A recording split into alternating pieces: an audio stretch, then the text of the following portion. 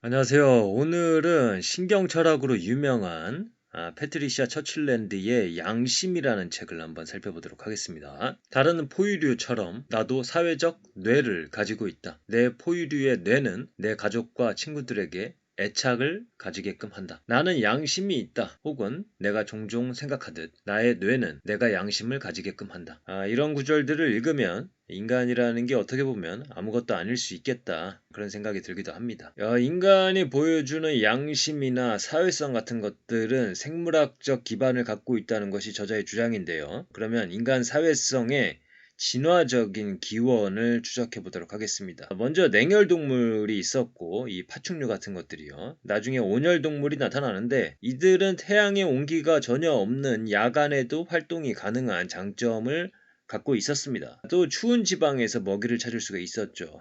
한 가지 단점은 냉혈동물에 비해서 온혈동물은 10배의 먹이를 더 섭취해야 했습니다. 이를 위해서 온혈동물은 더 똑똑해질 필요가 있었죠. 똑똑하다는 측면에는 두 가지가 있는데 하나는 유전적으로 대물림되는 지식들이 있는 것이고 그리고 또 다른 하나는 후천적으로 학습하는 지식들이 있습니다. 만약 인간이 물려받는 유전적인 가르침이 크다면 특정한 환경에서 적응하기는 더 쉬울지 모르나 정해진 유전자로는 변화하는 환경에 적응하기 어려울 수가 있습니다.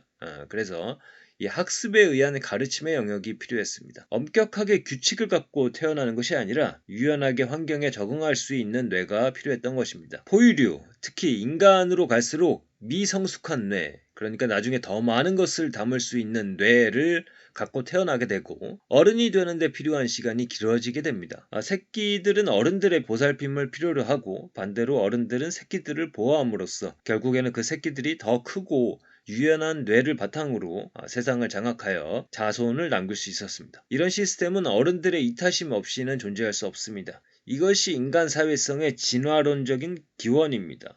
그러면 그 다음으로 인간이나 생물의 사회성이 작동하는 생물학적 메커니즘을 살펴보겠습니다.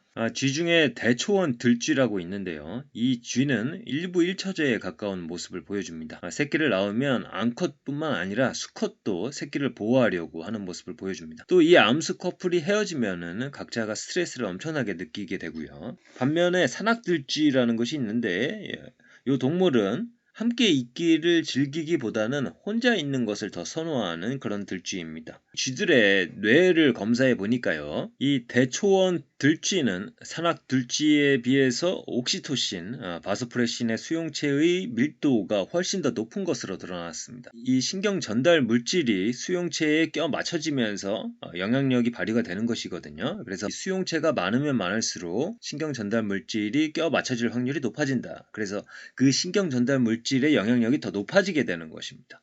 그러면 우리가 실험을 해볼 수가 있겠죠. 옥시토신을 투입을 하면은 이 대초원 들쥐 간의 애착 행동이 강화되는 모습을 보여주었습니다. 반면에 이 옥시토신 수용체를 차단하고 대초원 들쥐를 교배를 시켰더니 페어 본딩, 즉 교미쌍 사이의 강한 친밀감도 차단이 되었습니다. 이번에는 산악들쥐에게 바소프레신 수용체를 증가시켰고 그러자 이들의 애착 행동이 강화되는 모습을 볼 수가 있었습니다. 그 다음에 302개의 뉴런을 가진 예쁜 꼬마 선충이라는 게 있는데요. 여기서도 옥시토신의 흔적을 찾아볼 수가 있습니다. 바로 옥시토신 동족체인 네마토신인데요.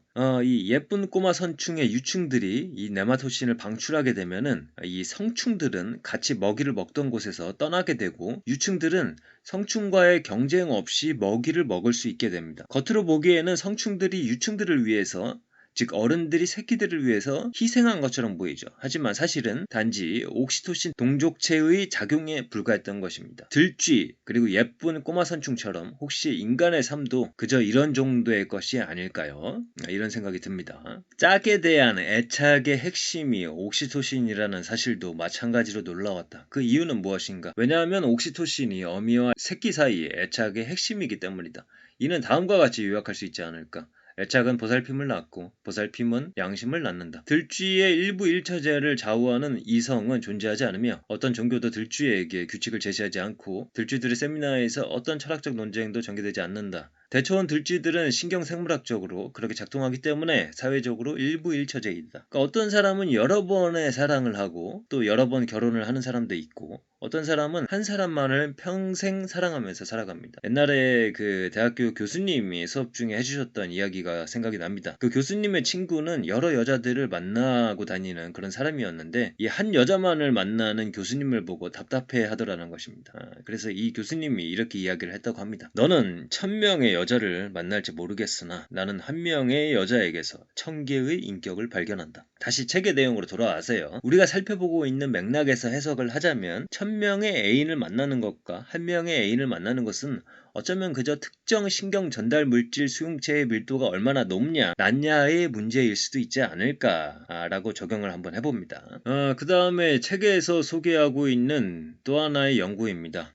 벌레를 잔뜩 먹고 있는 장면인데 좀 혐오스럽죠. 입안에 있는 벌레들 이미지를 볼 때 가치 할당, 정서 처리 및 행위 준비와 관련한 당신의 뇌 영역이 높은 수준의 활동을 보여준다면 당신은 또한 윌슨 패터슨 검사의 보수성 부문에서 높은 점수를 받을 가능성이 높다. 반면에 당신의 뇌가 동일한 영역에서 강하게 반응하지 않는다면 당신은 윌슨 패터슨 검사의 진보적 측면에서의 점수가 높을 것이다. 입안의 벌레들과 같은 단 한 장의 부정적인 이미지에 뇌가 반응하는 것을 기초로 한 피험자의 윌슨 패터슨 태도 검사상 보수, 중도 및 진보 점수 예측 정확도는 약 85%였다. 그러니까 윌슨 패터슨 검사는 사형이나 혼전 성관계 같은 특정한 규범적 이슈들에 관하여 진보성과 보수성을 평가하는 검사입니다. 그래서 어떤 이미지를 보여주고 그 이미지에 어떻게 반응하는지에 대해서 뇌 검사를 진행하고요. 그 다음에 이 사람이 얼마나 보수적인지 진보적인지 윌슨 패터슨 검사를 진행시켜서 이 두 개의 검사 결과를 연결시켜서 보는 것이죠. 그 다음에 일란성 쌍둥이들이 있는데 이들이 따로 양육이 된다면은 다른 환경에서 자라게 되었다고 우리가 볼 수가 있겠고, 근데 이러한 일란성 쌍둥이들이 떨어져서 지냈음에도 함께 자란 일란성 쌍둥이들 만큼이나 공격성이나 전통성, 권위의 복종 같은 것들에 있어서 일치하는 확률이 꽤나 높았다고 합니다. 그래서 이들이 어떠한 규범적 이슈에 대해서 어떠한 태도를 갖느냐 여기에 대해서 40에서 50% 정도의 유전율을 보여주고 있다. 그러나 유전적인 것이 모든 것을 결정하지는 않고 환경적인 부분도 약 50% 정도의 영향을 미친다고 소개를 하고 있습니다. 또 유전적인 부분에서도 어떤 하나의 유전자가 정치적 태도를 결정하는 것이 아니라 수백 개의 유전자가 영향을 미치지 않을까라는 가정 또한 저자가 언급하고 있습니다. 그 다음에 책에서는 사이코패스 그리고 세심증에 대해서도 설명을 하고 있습니다. 도덕성의 결함이 있는 사이코패스와는 반대로 세심증을 가진 사람 중 일부는 지나친 죄의식을 가지면서 자신의 삶을 망치게 됩니다. 예컨대 육식을 끊고 채식만 하다가 어느 단계에서는 식물도 해칠 수 없다. 내 양심에 있어서 나는 식물도 해칠 수가 없다. 그래서 채식도 끊고 햇빛만 쐬다가 결국에는 죽어가는 사람의 예를 책에서는 들고 있습니다. 사이코패스나 세심증 이 둘 다 저자는 뇌의 문제로 풀고 있습니다. 의지적으로 어떠한 도덕적 선택을 하는 것 혹은 하지 않는 것이 아니라 각자의 뇌가 생겨먹은 대로 그렇게 살아가는 것이다. 이렇게 이야기를 하고 있는 것이죠. 그래서 이제 한번 생각을 해봅니다. 양심이란 무엇일까? 라틴어로 콘스키엔티아, 공동체 기준에 관한 지식. 그런데 이 공동체 기준, 공동체의 기준에 맞춰서 산다, 맞춰서 선택한다. 이것만으로 양심을 충분히 설명할 수 있을까요? 마틴 루터는 1517년 대성당 문에 충격적인 반박문을 못 박아 걸어둠으로써 지배적인 교회 기준을 거부했다. 공동체 기준에 관한 지식이 아님에도 불구하고 우리가 마틴 루터는 어떠한 종교적인 양심을 가지고 있었다라고 해석할 수도 있겠죠. 그렇다면 양심이란 소크라테스가 주목했듯이 내면의 소리일까요? 소크라테스는 자신의 도덕적 수기에 대해 밝히면서 우리가 양심이란 말 대신으로 쓸 수 있는 내면의 소리에 주목했다. 소크라테스는 항상 그의 내면의 소리가 전적으로 믿을 만한 것은 아니며 때때로 그릇된 길로 인도할 수 있다고 겸손하게 설명한다. 누군가는 내면의 목소리에 철저하게 따라서 범죄를 일으키기도 합니다. 그러므로 양심이 항상 신뢰할 만한 길잡이인 것은 아니다. 컬티시 이데올로기에 따라 누군가는 극장에 화염병을 던질지도 모르고 혹은 열차에서 신경가스를 누출시킬지도 모른다. 나의 양심은 다른 사람의 양심과 충돌하기도 하고 때때로 내 안의 양심에도 불화가 생깁니다. 종교가 같아도 다른 양심적 판단을 할 수 있는 것이고 예컨대 링컨이 관찰했던 바와 같이 남부와 북부의 미국인들은 같은 성경을 읽고 같은 하나님을 믿고 있었다. 하지만 노예제에 대한 판단은 서로 달랐죠. 또한 이 세상에는 많은 종교들이 존재하기도 합니다. 그리고 그 종교에 따라서 각자가 판단하는 도덕적 선택도 달라질 수가 있죠. 그리고 도덕을 신경생물학과 별개의 것으로 보려는 도덕 철학이 있습니다. 예컨대 칸트는 논리적인 일관성을 중요시합니다. 도덕은 이성의 영역에 존재한다는 것이죠. 동물적인 것이 아니라. 그래서 어떤 사람에게만 그런 도덕적 요구를 하지 않고 내 자신에게도 요구할 수 있느냐. 규칙이 당신 자신을 포함한 모든 사람들에게 보편적으로 적용된다고 이성적으로 보증할 수 있는 경우, 그리고 오직 그럴 경우에만 규칙은 도덕적으로 옳다. 그 말은 모든 조건에서 항상 모든 사람들에게 그것이 적용되어야 한다는 것을 의미한다. 그런데 저자는 나치가 자폐증 아동을 안락사시켜야 한다고 주장했을 때 그 주장하는 사람도 자폐증을 갖고 있을 경우 논리적 일관성을 만족시키지만, 그러니까 자기 자신에게도 적용시키는 어떤 판단이지만 이런 주장이 옳다고 볼 수는 없을 것입니다. 직관적으로 우리는 혐오스러움을 느낍니다. 그래서 인간의 도덕성은 생물학적 토대를 갖고 있으며 그 기반 위에서 사회적으로 학습하면서 뇌 속에 어떤 보상 시스템이 발동하고 사회적으로 어른들이 새끼들에게 가르쳐주는 그런 과정을 통해서 학습하고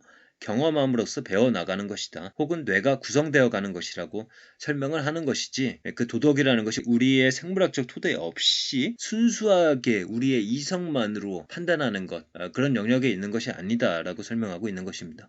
이 양심, 이 책을 읽으면서 제가 오독한 것이 아니라면 저는 이 책이 한쪽 날개만을 강조하고 있다는 생각이 들었습니다. 아까 잠깐 이야기가 나온 일부 1처제만 해도 유럽 역사에서 일부 1처제는 생물학적으로 태어난 제도가 아니었습니다. 문화적으로 태어난 제도죠. 양심, 이 책에서 이야기하고 있는 것은 우리의 양심과 도덕에 어떤 생물학적인 기반이 있다는 것이고, 그 내용을 채우는 것은 우리의 문화입니다. 여기서 저는 유전자 문화 공진화론을 떠올립니다. 조지프 헨릭의 책 위어드에서는 일부 1처제가 유럽 사회에서 자리잡게 한 데에는 교회의 결정이 주요한 역할을 했다고 말합니다. 교회는 일부 다처, 중매결혼, 혈족과 인척 사이의 모든 결혼을 금지함으로써 일종의 사회공학이자 가부장 권력의 원천으로서 혼인이 가진 힘을 약화했다. 그래서 그와 관련된 결정과 포고령의 일부로 4세기부터 교회 내에서 결혼을 둘러싼 금기와 처벌이 느리지만 꾸준히 발전한 과정이 있었고, 그래서 이러한 방침들은 유럽의 친족 기반 제도의 활력을 앗아갔고 전통적인 권위를 약화했으며 마침내 유럽의 부족들을 해체했다. 그 다음에 케빈 렐런드의 다윈의 미완성 교양곡에 나오는 구절들도 살펴볼 텐데요. 조금 길게 제가 인용을 해놨습니다. 에드워드 윌슨은 문화는 유전자라는 끈에 묶여있다라는 논쟁적인 주장을 제기했다. 윌슨이 의미하는 것은 유전적 경향이 행동과 문화적 지식의 습득을 결정한다는 뜻이었다. 이 주장에는 일말의 진실이 있다. 예를 들어 어떤 음식을 소화하게 하는 유전적 변형을 지닌 사람들은 그 음식을 먹을 가능성이 높다. 하지만 윌슨의 주장은 논란의 여지가 있는데, 인간의 문화가 적응적이기 위해 그것이 우리의 유전자에 의해 제한된다는 주장으로 해석되기 때문이다. 윌슨의 의도와는 관계없이 이러한 해석은 방어하기 어렵다. 인간의 다른 발달과 행동의 모든 면면이 그렇듯이 인간의 문화가 유연하고 열려있으며 거대한 발명들을 생산하며 우리의 유전자에 자연선택을 부여하는 새로운 환경을 만들어내기 때문이다. 윌슨이 강조하지 않은 것은 유전자와 문화의 끈이 양쪽에서 당긴다는 것이다. 인간의 행동, 문화, 기술은 어느 정도 유전자에 의해 영향을 받지만 앞서 언급한 유전자 연구들이 확인해주는 것처럼 인간 게놈의 설계 또한 우리의 문화에 막대한 영향을 받는다. 인간의 행동, 도구, 기술로 표현되는 문화적 지식은 우리 삶의 환경을 변화시키는 우리 종의 이례적으로 강력한 능력에서 충분히 드러난다. 우리 조상들은 단지 그들의 세계에 적합하도록 진화하지만은 않았다. 오히려 그들은 그들의 세계를 만들었다. 인류 진화의 풍경은 우리 이전에 존재하지 않았으며 오히려 우리 스스로 그 풍경을 만들었다. 우리는 우리의 적소를 구축했다. 모든 유기체가 적소를 구축하지만 환경을 제어하고 조절하며 변화시키는 우리 종의 능력은 유례없이 강력하며, 그렇게 할 수 있는 가장 중요한 이유는 문화를 다루는 우리의 이례적인 능력 덕분이다. 그래서 이러한 유전자 문화 공진화론의 관점을 반영하여 이 책의 주장을 보완한다면 인간의 도덕적 직관은 생물학적 토대에 기반한다는 것을 인정하지만 또 한편으로는 문화적으로 사회적으로 구성되는 것이다 라고 할 수 있을 것 같은데요. 그래서 제가 이 양심, 이 책을 오독한 것이 아니라면 이렇게 보완이 가능하지 않을까 이렇게 생각을 해봅니다. 예전에 같이 살펴봤던 책들에서도 처칠랜드라는 이름이 종종 언급이 되고 있습니다. 한번 참고 삼아서 소개를 드립니다. 처칠랜드 부부는 내성이 우리에게 말하는 모든 것을 무시하라고 조언한다. 나는 우리가 당연하게 여기는 것들 가운데 상당수가 환각이라는 데 동의하지만 주관성과 의식의 존재가 사실이라는 것만큼은 부정하지 못하겠다. 세계 그 자체에 이제 물리학자인 울프 다니엘손의 이야기였고요. 그 다음에 나는 그동안 처칠랜드가 신경 철학에서 이룩한 많은 업적을 진정으로 존경한다. 그러나 나는 처칠랜드 철학이 그것의 근본적인 특징인 뇌 중심주의로 인해서 마음과 의식을 설명하는 데 있어 근본적인 한계를 갖는다고 생각한다. 신경과학 철학 이영희 교수님의 책입니다.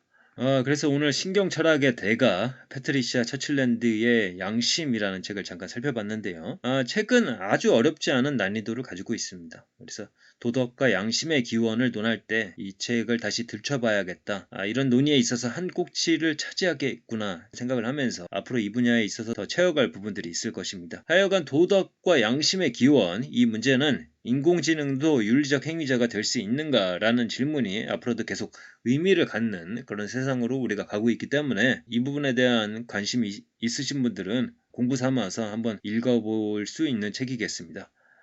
그러면 오늘의 내용은 이것으로 마치도록 하겠습니다. 감사합니다.